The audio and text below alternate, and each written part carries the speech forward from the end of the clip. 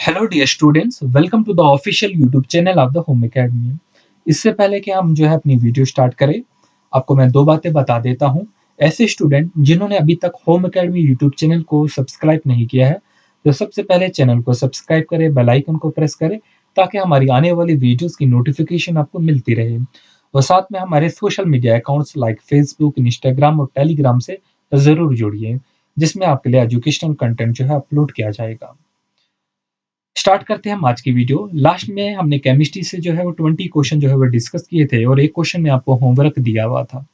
इसी क्वेश्चन से हम स्टार्ट करते हैं जो आपको होमवर्क दिया हुआ था। क्वेश्चन नंबर 21 है, PV is equal to PV is equal to K मतलब एक कांस्टेंट होगा। ये एक्सप्रेशन वो किस लॉ के लिए एक्सप्रेशन है? हमारे पास चार ऑप्शन दिए गए हैं, Charles law, Avogadro's law, Graham's law of diffusion and Boyle's law. तो आप याद रखेंगे प्रेशर इनटू वॉल्यूम जो होगा वो कांस्टेंट होगा। ये स्टेटमेंट वो बॉयल्स लॉ की स्टेटमेंट है।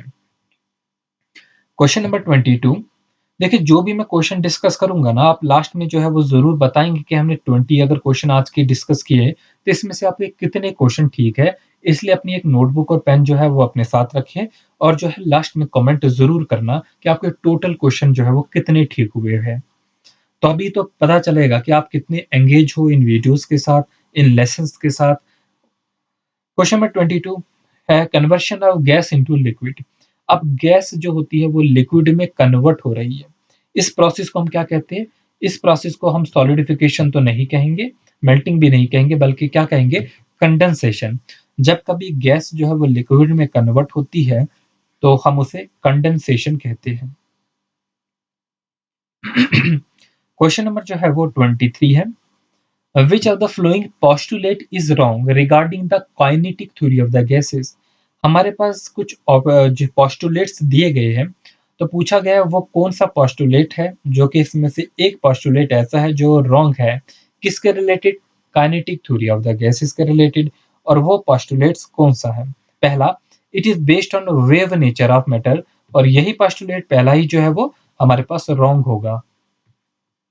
तो अगर हम बात करते हैं काइनेटिक थ्योरी ऑफ गैसेस पे, ये क्या चीज एक्सप्लेन करती है? ये एक्सप्लेन करती है behaviour of the gases based on the idea that gas consists of rapidly moving atoms और मॉलिक्यूल। जो गैस है वो रैपिडली मूव कर रही है, उनका नेचर जो होगा वो वेव नेचर नहीं होगा। तो आगे देखेंगे रैपिड कोलिजन, तो बिल्कुल करेक्ट होगा, रैपिड कोलिजन ठीक होगा। एंड कोलिजन ऑफ मॉलिक्यूल्स भी परफेक्टली इलास्टिक मॉलिक्यूलर कोलिजन होगा। नेग्लिजिबल फोर्स ऑफ अट्रैक्शन, ये तीनों करेक्ट है। क्वेश्चन नंबर 24 है, incomplete combustion of fuel such as petrol and diesel gives. हम सभी जानते हैं, एयर पोल्यूशन में आप पढ़े होंगे कि अगर पढ़े इनकम्प्लीट होता है कंबशन, मतलब पूरी तरीके से फ्यूल नहीं जलता है, पेट्रोल और डीजल जैसे कि, तो हमें वो क्या गैस मिलती है? कौन सी वो पॉइजनस गैस मिलती है? तो इसका करेक्ट आंसर जो होगा वो कार्बन मोनोऑक्साइड होगा। हमें कार्बन मोनोऑक्साइड मिलती है इनकम्प्लीट कंबशन ऑफ फ्यूल से। क्वेश्चन नंबर 25 है, कार्बन एंड इट्स कंपाउंड से क्वेश्चन है जो कि आपके 10th क्लास में टॉपिक है। Diamond is harder harder than graphite. जो डायमंड होता है वो ग्रेफाइट से भी हार्डर होता है। बोथ वो एलोट्रोप है किसके? कार्बन के। अब इसकी वजह क्या है? हम सभी जानते हैं जो एलोट्रोप है कार्बन के, मैंने आपको बहुत बार पढ़ाए हुए हैं, रिवीजन मॉड्यूल में भी दिया हुआ है। डायमंड और ग्रेफाइट ये क्या है? एलोट्रोप है किस चीज के? कार्बन के। अब दोनों जब एलोट्रोप है कार्बन के, लेकिन डायमंड होता है वो स्ट्रॉन्गर होता है ग्रेफाइट से। इसकी वजह क्या है? इसकी जो वजह होती है वो हेक्सागोनल स्ट्रक्चर ऑफ डायमंड है। तभी तो आप अपने 10th क्लास में हर किसी का स्ट्रक्चर पढ़ते हैं। हम डायमंड का स्ट्रक्चर पढ़ते हैं, फ्लोरीन्स का पढ़ते हैं, ठीक है। हम बक्यूमेन फ्लोरीन्स का, साथ में हम ग्रेफाइट का भी पढ़ते हैं। इसी स्ट्रक्चर की बेसिस पे हम इसे डिफरेंशिएट करते हैं कि इनकी प्रॉपर्टी वो अलग अलग होगी। और अब देखते हैं कि डायमंड होता है वो हार्डर होता है। क्वेश्चन नंबर 26 है, how does photosynthesis reduce global warming? अब फोटोसिंथेसिस जो प्रोसेस होता है वो आप सभी जानते हैं क्या होता है कि प्लांट्स होते हैं वो कार्बन डाइऑक्साइड लेते हैं, जो है कार्बन डाइऑक्साइड जो है एनिमल्स या दूसरे ऑर्गेनिज्म होते हैं वो रिलीज करते हैं कार्बन डाइऑक्साइड। उनका यूज प्लांट्स करते हैं और वो प्रिपेयर करते हैं फूड अपने लिए। तो ये प्रोसेस होता है वो फोटोसिंथेसिस होता है। यहाँ पर यही पूछा गया है क्वेश्चन नंबर 26 में जो फोटोसिंथेसिस जो होता है वो रिड्यूस करता है ग्लोबल वार्मिंग को। क्यों रिड्यूस करता है? क्योंकि ये डिक्रीज कर देता है concentration of carbon dioxide. Carbon dioxide जो होता है हम एटमॉस्फेयर में जो होता है, ये उस कार्बन डाइऑक्साइड को जो है वो यूज करता है फूड प्रिपेयर करने के लिए, और इस वजह से उसे रिड्यूस कर देता है। तो यही वजह है कि ये डिक्रीज करता है ग्लोबल वार्मिंग में। क्वेश्चन में जो है 27 है। देखिए, when super heated steam is pass through the red hot would charcoal, अगर हम चारकोल से एक सुपर हीटेड स्ट्रीम जो है वो पास करते हैं, it get reduce to a mixture of X and Y. ये मिक्सचर में जो है वो रिलीज हो जाएगी एक्स एंड वाई की, and this mixture is named as Z, और ये मिक्सचर जो है वो जेड कहलाएगा। Identify the mixture. देखिए, सुपर हीटेड स्ट्रीम जो है अगर हम पास करेंगे, आप देखेंगे तो हमारे पास जो बेसिकली एक्स और वाई जो है, ये हमें जेड दे रहा है। एक केमिकल रिएक्शन होगी, नीचे आपको मैंने जैसे कि दिखाया हुआ है, यहाँ पर कार्बन प्लस वाटर होगा, ये कार्बन मोनोऑक्साइड प्लस जो है H2C प्लस कार्बन डाइऑक्साइड जो है वो COH2 देता है। और COH2 जो होता है ये क्या होता है? ये वाटर गैस होती है। तो बेसिकली जो है वाटर गैस का फार्मूला ही याद कराने के लिए आपको जो है वो ये मैंने क्वेश्चन कराया है, कि आपके क्वेश्चन में आएगा कि वाटर गैस क्या होती है, मैंने पढ़ाया हुआ है आपको। अगर आता है प्रोड्यूसर गैस क्या होती है, तो ये भी मैंने पढ़ाया हुआ है। इस टाइप के क्वेश्चन, या लाफिंग गैस क्या होता है, ये एक ही वीडियो में सारी चीजें मैंने पढ़ाई हुई है। इन चीजों को जरूर देखना, और रिवीजन मॉड्यूल में भी ये सारी चीजें हैं। देखिए, क्वेश्चन नंबर 28 है। Would charcoal is used in gas mask because. सबसे पहली बात, जो वुड चारकोल है हम इसका कहाँ पर यूज करते हैं? याद रखेंगे, गैस मास्क में। क्यों यूज करते हैं? ये क्या काम करते हैं वहां पर? क्योंकि ये एब्जॉर्ब करते हैं, सॉरी, एडजॉर्ब करते हैं पॉइजनस गैसेस को एडजॉर्ब करते हैं। अब क्या डिफरेंस होता है एडजॉर्ब एब्जॉर्ब इन सारी चीजों में? इस सरफेस केमिस्ट्री का लेक्चर जो है वो मेरा अपलोड किया हुआ है, आप देख सकते हैं। क्वेश्चन नंबर 29 है। Protons and neutrons are collectively known as. हम सभी जानते हैं, अगर हम ये एटम देखेंगे, जो इसका सेंटर होता है, इसके अंदर जो है हमारे पास प्रोटॉन होते हैं और न्यूट्रॉन होते हैं, और बाहर जो होते हैं ऑर्बिटल्स में जो है इलेक्ट्रॉन्स होते हैं। और इन दोनों को, प्रोटॉन न्यूक्लॉन्स को हम जो है वो न्यूक्लॉन्स कहते हैं। कलेक्टिवली पूछा गया है ना, प्रोटॉन और न्यूट्रॉन को हम एक साथ क्या कहते हैं? तो वो न्यूक्लॉन कहते हैं। तो अब जो क्वेश्चन है वो आपके एटॉमिक स्ट्रक्चर से कुछ डिस्कस किए हैं। देखिए, पॉजिटिव आयन जो होते हैं उसे क्या कहते हैं? हम केमिस्ट्री में अगर हम बात करते हैं, तो पॉजिटिव आयन जो होते हैं वो हमारे कटाइन होते हैं, याद रखेंगे। और नेगेटिव आयन को हम अनाइन कहते हैं। बढ़ेंगे अगले क्वेश्चन की तरफ। Chlorine is a halogen gas which has. Chlorine हम सभी जानते हैं क्या है, एक हैलोजन गैस है। क्वेश्चन नंबर 31 में, ठीक है, विच हैज, क्लोरीन जो है वो एक जो है हैलोजन गैस है। अब इसके बारे में चार स्टेटमेंट है। विच हैज 3 वैलेंस इलेक्ट्रॉन, क्या इसमें 3 वैलेंस इलेक्ट्रॉन है? Exist in molecular form, has complete outermost shell. तो क्लोरीन जो है ये हमारे हैलोजन ग्रुप में होते हैं, और हैलोजन ग्रुप में जो है 3 वैलेंस इलेक्ट्रॉन नहीं होते। इसका आंसर जो होगा एग्जिस्ट इन मॉलिक्यूलर फॉर्म। हम देखते हैं मॉलिक्यूलर फॉर्म में Cl2 के तौर पर जो है वो एग्जिस्ट करती है क्लोरीन। तो ये स्टेटमेंट आपकी करेक्ट होगी। अगला क्वेश्चन होगा, electrons are found in. Electrons कहाँ पर मिलते हैं? न्यूक्लियस में तो नहीं मिलते, अभी हमने देखा। ऑर्बिटल्स में मिलते हैं, बिल्कुल मिलते हैं। देखिए, अब मैंने यहाँ पर इलेक्ट्रॉन, प्रोटॉन, न्यूट्रॉन पे कुछ क्वेश्चन किए, बट आपको इनके जो है मतलब किसने जो है इलेक्ट्रॉन को इन्वेंट किया, मतलब डिस्कवर किया, प्रोटॉन को, न्यूट्रॉन को पढ़ाया हुआ है आपको, बस रिवाइज एक बार करके जाएंगे। रिवीजन मॉड्यूल में भी ये चीजें दी हुई है, आप उसको जरूर रिवाइज कर लेना, ठीक है। तो इस टाइप के क्वेश्चन आ सकते हैं। Question number 33, hydrogen molecule is. Important है, हाइड्रोजन पे तो आपका पूरा चैप्टर है। आप देखेंगे तो हाइड्रोजन मॉलिक्यूल जो होता है वो क्या है? पोलर है, नॉन पोलर है, पॉजिटिवली चार्ज है, तो ये क्या होता है? नॉन नॉन पोलर होता है, ऐसे ही याद रख लेंगे। क्वेश्चन नंबर 34 है।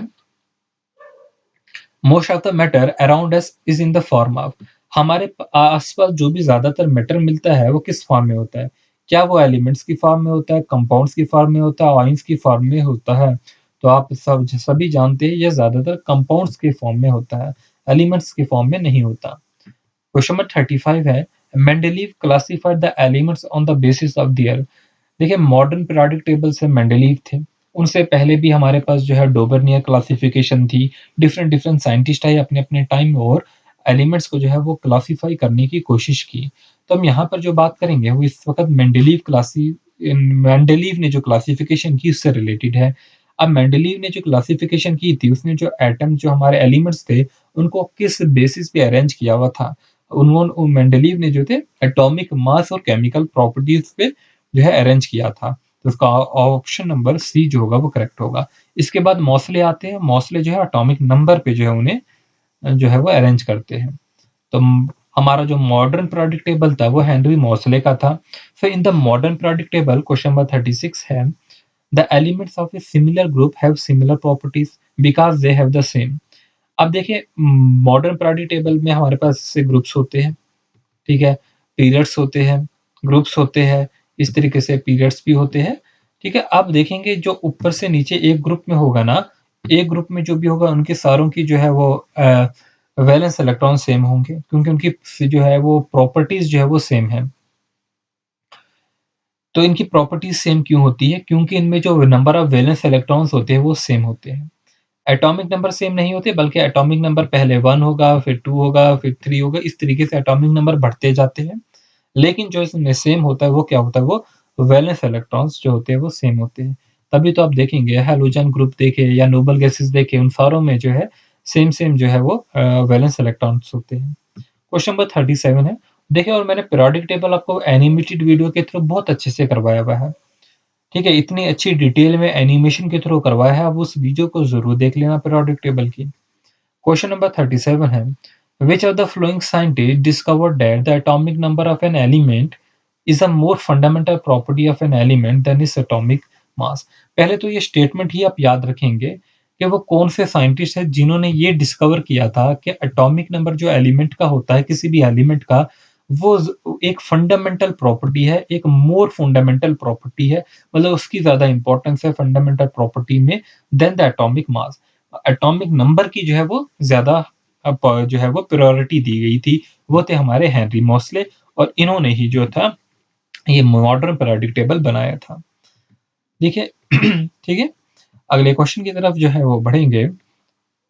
इससे पहले मैं आप बता दूं ऐसे स्टूडेंट्स जो हमारे चैनल पे नए हैं, अगर अभी तक चैनल को सब्सक्राइब नहीं किया है तो वीडियो पसंद आती है तो चैनल को सब्सक्राइब करना ना भूलें और हमारे सोशल मीडिया से जुड़ना ना भूलें। और अगर मॉक टेस्ट में एनरोल करना चाहते हैं तो उसके लिए जो है वो नीचे जो है वो लिंक दिया जाएगा, आप कर सकते हैं। क्वेश्चन नंबर जो है वो 38 है। An element has configuration 281 it belongs to. एक ऐसा एलिमेंट जिसकी जो कॉन्फ़िगरेशन है 281। अब कॉन्फ़िगरेशन 281 का मतलब क्या है? हमारे पास पहले ऑर्बिटल में 2 होंगे, फिर अगले में 8 होंगे और लास्ट वाले में जो होंगे वो 1 होंगे। एक ही इलेक्ट्रॉन होगा लास्ट वाले में। तो इसका क्या मतलब होता है? तो ये किस ग्रुप में है? 281 है, तो ये किस ग्रुप में होगा? ये हमारा जो होगा मेन जो होगा इसमें पता हो लगाना हमें। तो लास्ट पे 1 होगा तो मतलब ये फर्स्ट ग्रुप में ही होगा, इतना तो हमको कन्फर्म है।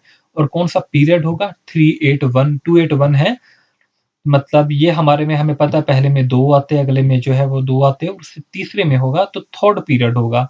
तो number of the shells tells the period and the number of the electrons in the last valence shell tell the group. तो इस तरीके से हम पता लगा सकते हैं। क्वेश्चन नंबर 39 है, which group of element is known as halogen. तो हैलोजन किस ग्रुप को कहा जाता है? हम सभी जानते हैं हैलोजन जो है वो 17 ग्रुप को कहा जाता है। तो आप मुझे बताएंगे नोबल गैसेस जो है उनका ग्रुप्स कौन सा है? नीचे जरूर कमेंट करेंगे कि नोबल गैसेस का ग्रुप जो है पीरियोडिक टेबल में वो कौन सा है। ठीक है, अल्कली मेटल का आप जानते हैं, अल्कलाइन अर्थ मेटल का आप जानते हैं, इसी तरीके से जो है बाकियों के भी आप जानते हैं। कार्बन फैमिली का कौन सा ग्रुप है, हेलोजन फैमिली का कौन सा ग्रुप है, नोबल गैसेस का कौन सा ग्रुप है। सिंपल सा क्वेश्चन जो है पूछा जा सकता है। क्वेश्चन नंबर जो है आज का आखिरी क्वेश्चन होगा question number 14। Which of the following is the correct trend of the metallic character when there is an increase in the atomic number? तो बेसिकली जो है आप अपनी जो है वो 9th क्लास में जो है ये ट्रेंड पढ़ते हैं। 9th नहीं 10th क्लास में आप केमिस्ट्री में ट्रेंड पढ़ते हैं कि जो आपकी जो है डिफरेंट डिफरेंट प्रॉपर्टीज होती है, जैसे कि इलेक्ट्रोनेगेटिविटी होती है, मेटालिक करैक्टर होता है, एटॉमिक रेडियस होता है। ये कैसे जो है पीरियोडिक टेबल में जो है वो जो है चेंज होते हैं। मतलब डाउन द ग्रुप क्या होगा, ठीक है, इन द पीरियड क्या होगा, ये क्वेश्चन आपके पास है। तो यहाँ पर पूछा गया है which of the flowing trend is the correct trend of the metallic character. तो मेटेलिक कैरेक्टर का ट्रेंड क्या होता है? मेटेलिक कैरेक्टर जो होता है वो पीरियड में जो होता है वो डिक्रीज होता है और इंक्रीज हो जाता है ग्रुप में। जैसे ही हम पीरियड में चलते हैं आगे आगे तो ये डिक्रीज होता है। मैं आपको दिखा देता हूँ इस तरीके से, मैं एक पीरियड बनाता हूँ।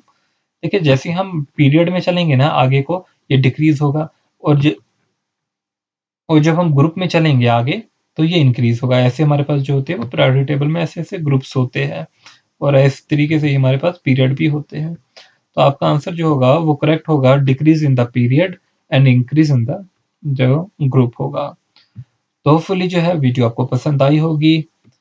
इसमें जो है हमने जो है आज जो है 20 क्वेश्चन डिस्कस कर लिए हैं और लास्ट वीडियो में भी हमने केमिस्ट्री के 20 क्वेश्चन डिस्कस कर लिए हैं। आगे आने वाली वीडियोस के लिए आप जो है बेल आइकन को ज़रूर दबाएँ, इस चैनल को सब्सक्राइब कीजिए ताकि जो है आपको वीडियोस जो है उसकी नोटिफ़िकेशन बर वक़्त मिलती रहे। Thanks for watching, all the best for your examination.